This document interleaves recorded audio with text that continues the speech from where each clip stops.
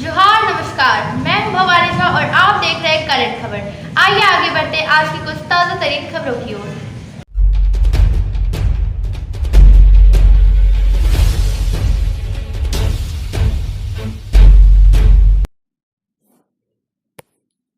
नमस्कार, जोहार। आप देख रहे हैं करंट खबर। मैं हूं आपके साथ पूनम उपाध्याय। चलिए आगे बढ़ते हैं खबरों की ओर। झारखंड विधानसभा परिसर के मुख्यमंत्री कक्ष में माननीय मुख्यमंत्री हेमंत सोरेन ने किया करंट खबर बहुचर्चित हिंदी मासिक पत्रिका का विमोचन। साथ ही अवलोकन करते हुए श्री सोरेन ने झारखंड से प्रकाशित बहुचर्चित हिंदी इस पत्रिका की विशेषताओं पर अपनी सकारात्मक टिप्पणी करते हुए कहा कि यह पत्रिका झारखंड राज्य सहित देश के अन्य राज्यों में अपनी बेहतर एवं निष्पक्ष लेखनी तथा गुणात्मक समाचार के लिए एक अलग पहचान रखता है। करंट खबर जन आकांक्षाओं का पर्यायवाची है। इस लोकप्रिय हिंदी मासिक पत्रिका से पूरे झारखंड के समाचार समाहित होते हैं और इस पत्रिका से लोगों को महत्वपूर्ण जानकारियां भी हासिल होती है। यह हिंदी मासिक पत्रिका जन जन की पसंद बने, यही इस पत्रिका के लिए हार्दिक शुभकामनाएं हैं।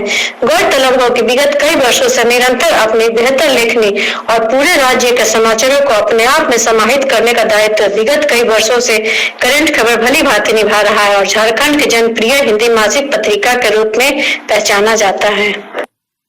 जीती या फिर टिकी भाजपा, भारतीय राजनीति के सूर्य दक्षिणायन हो चुका है।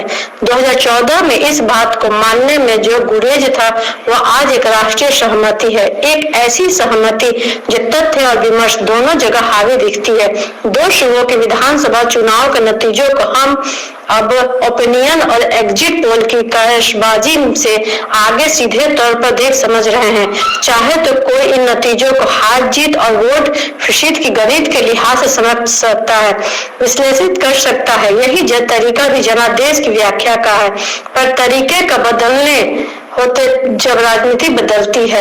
यह बदलाव लगातार 8 वर्षों से देश देख रहा है। भारतीय जनता पार्टी आज देश की सबसे बड़ी सत्ताधारी पार्टी ही नहीं बल्कि देश में राजनीतिक विन्यास को अपने कंपास पर तय करने वाली पार्टी है। हालिया विधानसभा चुनाव के नतीजों ने इस कंपास को और भी स्थिर किया है। गुजरात में भाजपा 2017 के 99 के मुकाबले 156 सीटों पर पहुंच गई है। यह गुजरात की स्थापना के बाद किसी पार्टी का सर्वप्रथम प्रदर्शन है। यहाँ कांग्रेस पिछले चुनाव के मुकाबले 77 से खिसक कर 17 पर पहुंच गई है। हिमाचल प्रदेश में हर 5 साल पर सत्ता परिवर्तन का क्रम इस बार भी जारी रहा। भाजपा को 2017 के 44 के मुकाबले 25 सीटों से संतोष करना पड़ा। कांग्रेस 40 सीटों के साथ हिमाचल में सत्ता में लौट रही है। इससे पहले दिल्ली नगर निगम के 250 वार्डों के लिए हुए चुनाव में आम आदमी पार्टी ने बहुमत हासिल किया। आप के 134 उम्मीदवार जीते हैं, भाजपा ने 104 सीटें जीती है। कहां कौन सत्ता में आ रहा और कौन बेदखल हो रहा है, इससे आगे के सियासी सूत्र भारतीय राजनीति का नया फलादेश है। दिलचस्प है कि इन तीनों चुनाव में भाजपा या तो जीती है या फिर जीत के आगे मजबूती से टिकी है। कहीं भी उसके प्रदर्शन का कोई कमतर करके नहीं आ सकता। उल्टे एक नई सूरत बनी है। दिल्ली का नया मेयर कौन होगा, इस बात को लेकर भरोसे से ज्यादा आम आदमी पार्टी के भीतर हड़कंप मची है। दिल्ली के उप मुख्यमंत्री मनीष सिसोदिया ट्वीट कर भाजपा से खतरे की बात कर चुके हैं। इसी तरह हिमाचल में कांग्रेस के उम्मीदवार बसों में सवार होकर सुरक्षित पनाहगाह की तरफ कूच होने लगे हैं। साथ ही साफ है कि देश में आज एक ऐसी पार्टी का बोलबाला है जिसे हरा कर भी दूसरे दल अपनी जीत की अपने बड़े आत्मविश्वास में नहीं देख पा रहे। ऐसा इसलिए है कि अजय भाजपा को बड़ी पराजय के किनारे तक पहुंचाने वाला सियासी दमखम कहीं नहीं दिख रहा है। भाजपा को करारी हार दिलाने वाले दलों के दावे उनके चुनाव प्रदर्शन में सिर झुकाए दिख रहे हैं। गुजरात में भाजपा के 156 के मुकाबले पूरे विपक्ष को महज 26 सीटें मिली है, जिनमें कांग्रेस को 17 और आप को 5 सीटें मिली है। हिमाचल में भाजपा जरूर सत्ता से बेदखल हुई है, वहां 68 सीटें और स्पष्ट बहुमत के लिए 35 सीटों के बरकरार है।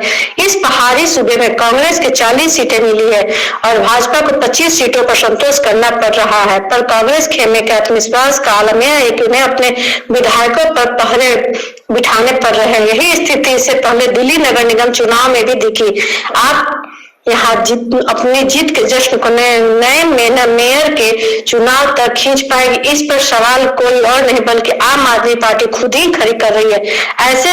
ऐसे में अगर कोई इस चुनाव नतीजों से 2024 के लोकसभा चुनाव से पहले होने वाले कुछ अन्य राज्यों के विधानसभा चुनाव में भाजपा की कमजोरी का संदेश पढ़ना चाहे तो उसकी राजनीतिक बुद्धि कर सकते हैं। इससे अलग कोई यह जुमले की भाषा में कहे कि भारत की राजनीति आज देश एक दल और एक नेता के छाते में आकर खड़ी हो गई तो यह बात ज्यादा टिकाऊ मालूम पड़ेगी। नरेंद्र मोदी के निर्विकल्पता के कारण टीना फैक्टर की चर्चा भारत में कुछ सालों से अगर बार बार हुई है तो इसलिए कि चुनौती और विकल्प का चेहरा और कद दोनों ही नमों के आगे स्पष्ट और बौने साबित हुए हैं। हाँ, अगर कोई चाहे तो इस सवाल और चिंता के साये में अपने राजनीतिक तर्क और विमर्श इसका नया मुहाना जरूर खोल सकता है कि एक दल और एक नेता की निर्विकल्पता लोकतंत्र के लिए स्वस्थ लक्षण नहीं है।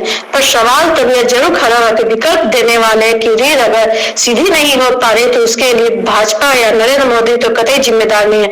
बड़ी स्वीकृति और खेदजनक लाचारी के बीच है जो भारतीय राजनीति के दक्षिणायन होने की तपस इस जारे में आप भी महसूस कर सकते हैं।